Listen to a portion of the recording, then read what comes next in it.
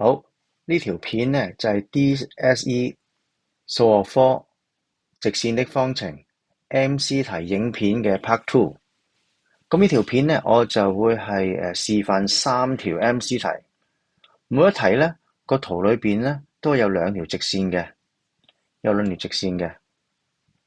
啲題目呢就會比個圖只得一條直線呢啲呢難好多噶啦，會難啲噶啦。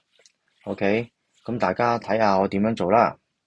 咁首先呢，我就會做2010年卷2嘅第32題啊。咁當時呢就係會考嘅會考題嚟嘅呢題。好嗱，咁呢題呢就話有2條直線相交於負 y 軸上面嘅一點。嗱，呢條就係正 y 軸啊，呢條就係負 y 軸啊。嗰啲 y 截距呢全部都係負數嚟嘅。咁呢點係負嘅 y 截距啦。咁就問你下邊邊一個係啱嘅咧 ？OK， 嗱，咁你可以咧揀選一啲易 check 嘅去 check 先嘅唔一定要順次序嘅。咁不過咧，我見到第一咧都易 check 咁我就去睇下一啱定錯啦。一咧就係 A 乘以 C 大於0，咁啱唔啱咧？嗱，我睇翻 A 就喺呢度嘅 ，C 就喺呢度嘅。咁大家背過嗰啲公式噶嘛，即係直線 x、y 截距嗰啲公式，邊一個係牽涉到 A 同 C 咧？開估啦，咁就係 x 截距。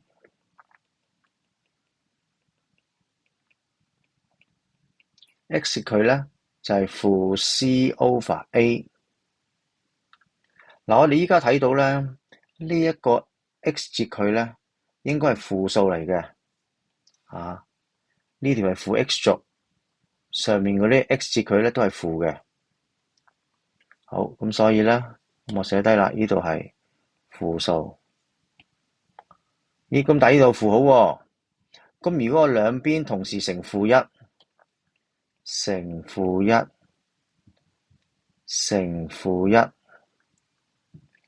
咁嘅話咧，個符號就要調轉啦。記得兩邊同時乘或者除一個負數，符號都係要調轉嘅。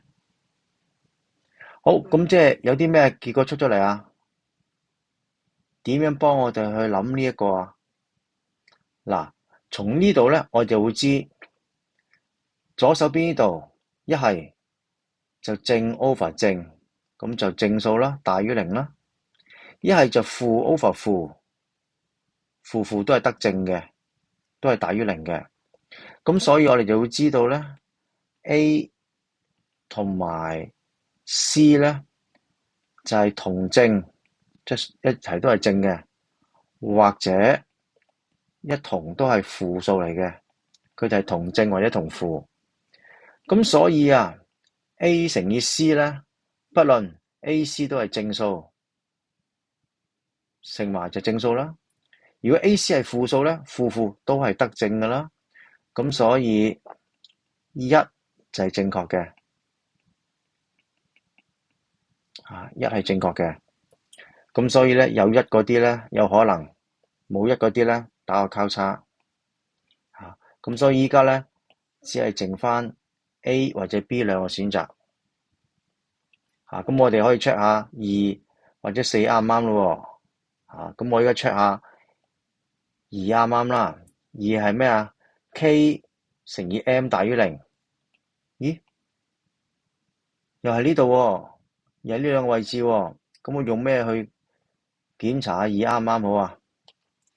我哋就係睇下另一條線嗰個 x 截距啦。第二條線 x 截距。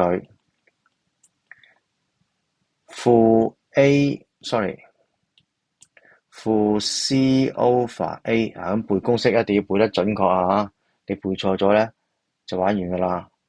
負 C over A， 今次咧呢一個 x 截距係正嘅喎。大於零嘅喎，咁 m over k 係點啊？少於零，亦即係話咧 m 和 k 佢哋嘅正負係點啊？會唔會係同正或者同負啊？唔會啦，佢哋嘅正負係相反嘅，正負相反，即係一個係正，一個係負，或者呢個負呢個正，咁除咗咪負數咯。嗱，如果佢哋係正負相反嘅話，咁 k 乘以 m 咧就一定係負數啦。咁因此咧，二係錯嘅，有二嘅係唔啱。咁所以咧，我哋就已經係知道咧，答案係 B。你唔需要再 check 落去噶啦，唔需要再 check 落去三四啱唔啱噶啦。除非你有好多時間啦。四就一定啱噶啦。四一定啱噶啦，有四啊嘛。好啦，咁如果真係嗱，要 check 四啱唔啱咧，咁點 check 啊？咁你要諗下咯，牽涉到 B、M、C 同 L， 有咩會牽涉到呢四個噶？譬如簡單嚟講，有斜率 x、y 截距，邊個牽涉到 B、C 噶？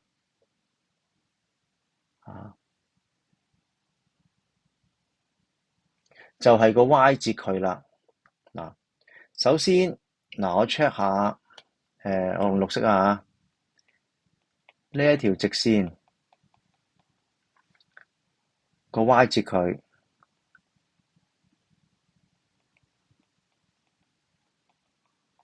就係負咩啊 ？A B C A C B 呢條直線嘅 y 截距咧就咁樣，跟住呢條直線嘅 y 截距點計啊？kx 加 y 截距負 c over b。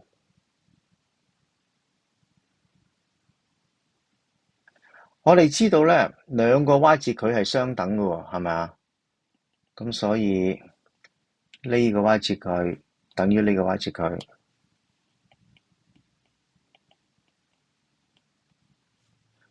兩邊負號消去，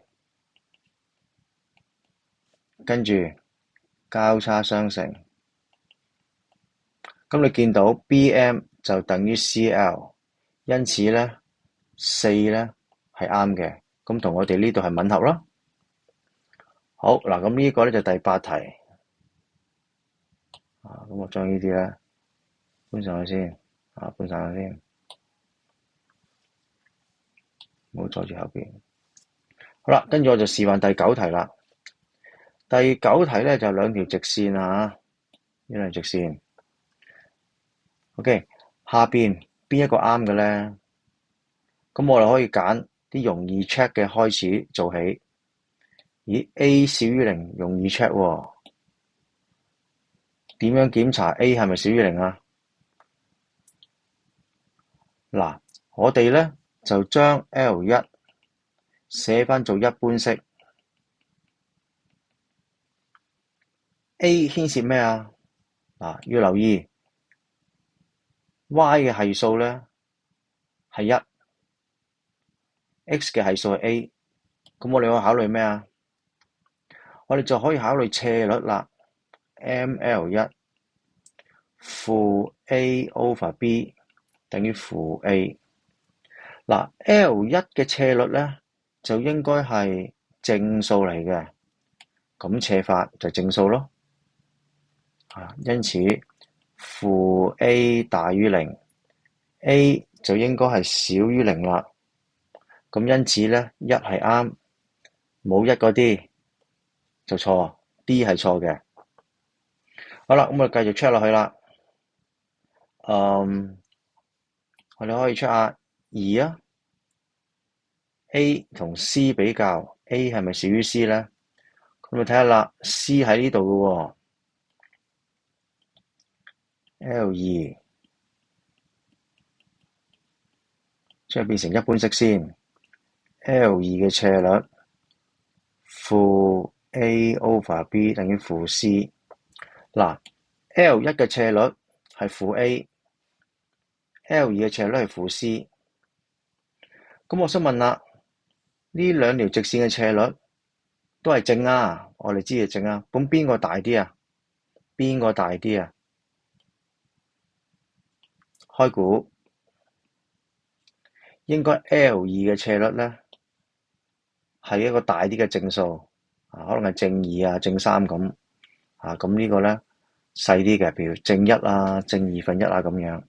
因為越斜就越數值越大啊嘛。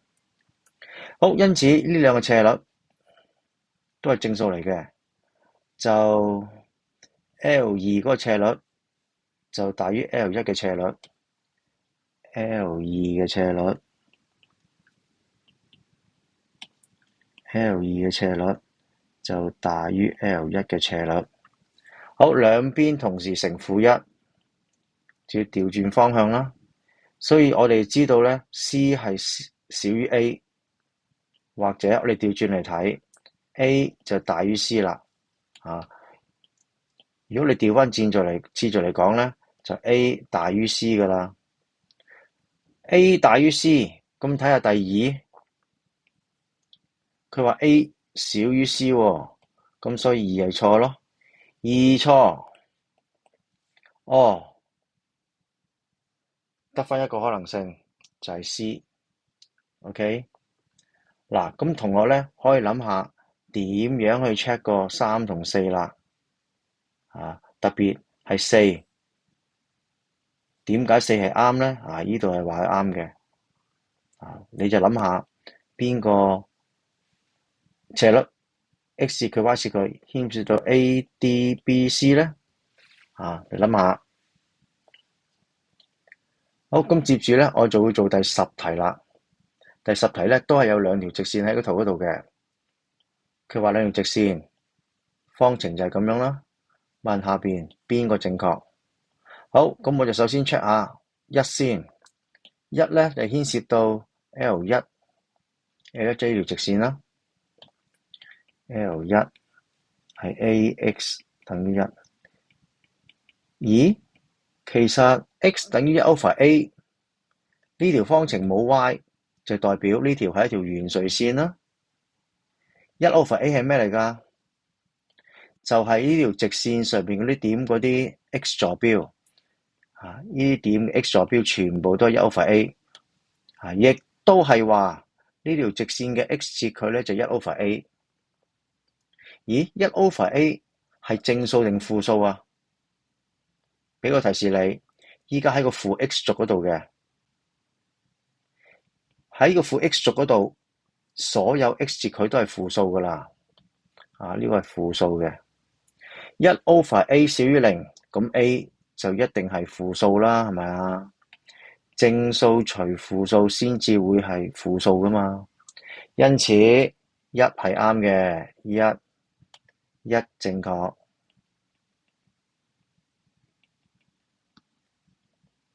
咁話有1嗰啲啱，冇1嗰啲錯。OK，咁就可以畫佢個 C。跟住咧就再睇咯喎。邊個容易 check 啊？A 小於 B 都 OK，A 小於 B 都 OK。咁可以點 check 啊？嗱 ，A 呢度出現過啦。B 咧，嗱，俾個提示大家，我哋要先將呢條式咧變成一般式。咁 B 牽涉到咩啊？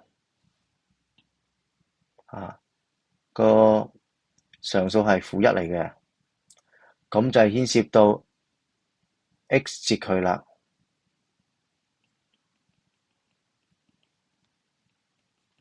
公式 x 截距就係負 C over A。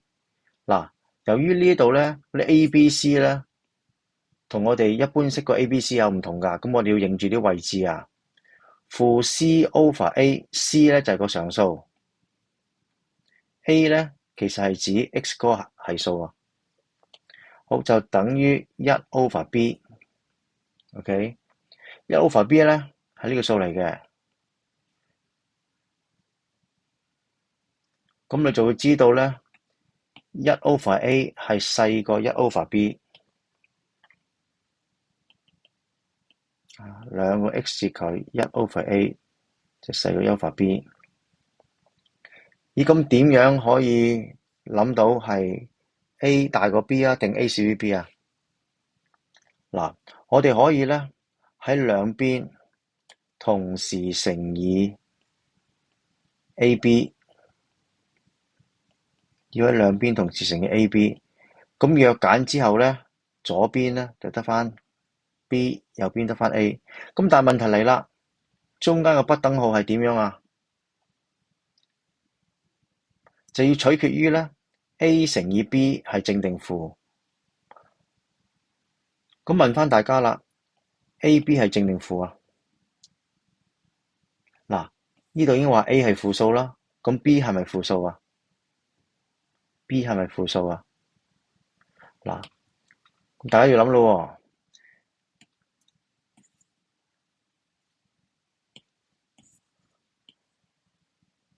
喎，L 二嘅 X 折佢係 over B， 呢個係負數嚟嘅，咁咪即係 B 都係負數咯。咁如果 A 又係負數 ，B 又係負數，A 乘以 B 咧都係負數，咁所以咧兩邊同時乘，唔係 A 乘以 B 係正數，AB 係負數，相乘就係正數。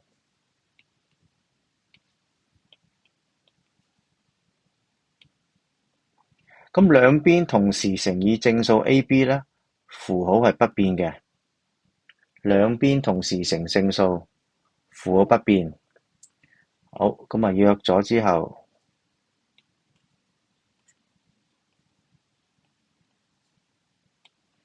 左手邊係 B， 右手邊係 A， 中間咧係小於，因此 B 小於 A， 或者我哋可以話啦 ，A 係大於 B 嘅，咁二係錯啦，有二嘅都唔啱，有二嘅都唔啱，咁依家咧就剩翻個 B 啦，剩翻個 B 啦，答案係 B。咁同學咧可以諗一諗，咦？點解三根據呢度係話啱嘅喎，係嘛？B 係一及三啱啊嘛，咁點解三係啱咧？咁同學諗下，點解 C 係會大過0啦？